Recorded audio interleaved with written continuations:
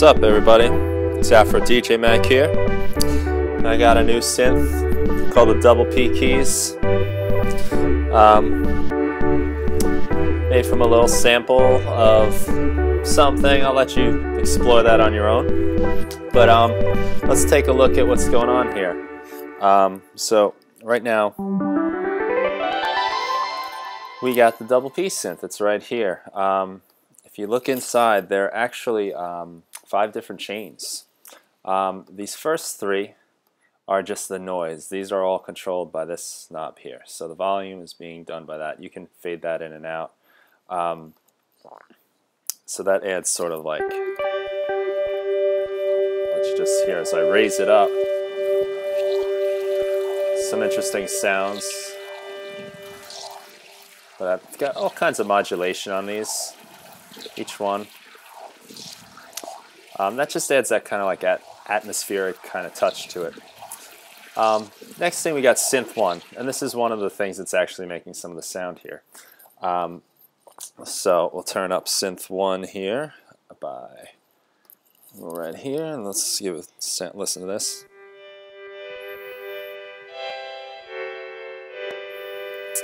Okay, the first knob here, I want to just point out that these colors all mean that this affects Synth 1. So you can start with this being like a pluck, I'm sorry. And then as you turn this knob, you're going to notice that under this Filter Global tab, what's happening is I'm increasing the attack time and raising the sustain, which creates more like a pad sound. And as I turn it all the way back down, the sustain drops while the attack drops as well. And this sounds more plucky. Looks like a stringed instrument or something. Then we also have control over the filter.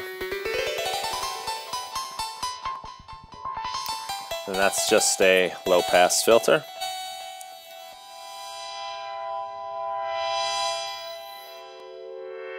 But you can really affect the sound of that one synth quite drastically with it. So let's turn that down, and let's turn up Synth 2. So with Synth 2, which I'll highlight here, Synth 2 is same sample. All these different chains here use the same sample. And you have control here over the filter again.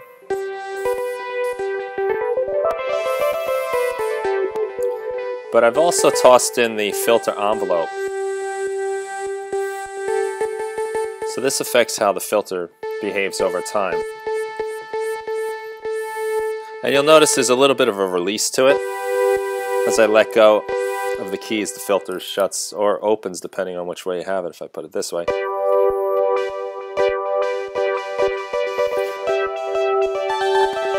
And I kind of like that because it gives this sort of like afterlife to your sound here. The filter will now, when I release, it opens up. So it's closing, opening. And the degree to which that happens depends on the frequency you have here.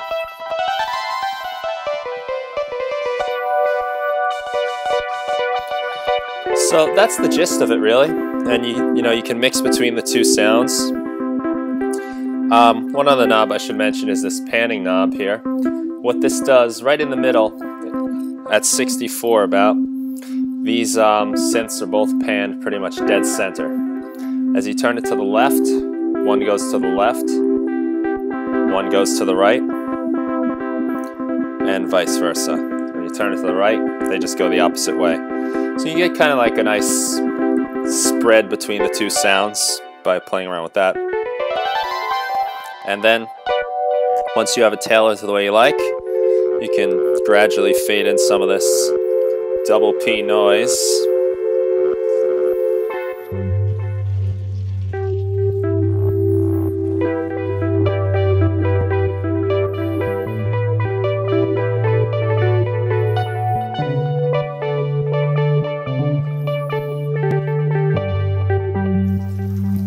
So there you have the synth, really. you know, I put a couple effects on here, which kind of color the sound a little. But let me also show you the drum sounds. Really, the way this becomes a drum kit is kind of just the way I treated the sample. And that's how I made the beat that you hear in the beginning. Let me listen. Look at our notes, you see them moving here.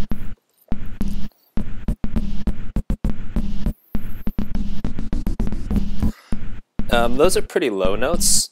What's kind of interesting is when you get higher,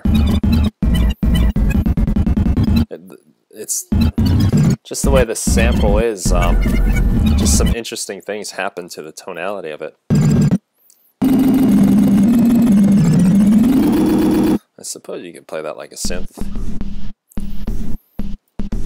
But I thought, you know, those are just kind of cool drums, so that's how I made the beginning song here that you hear. Start off with this synth. And just brought in the drums.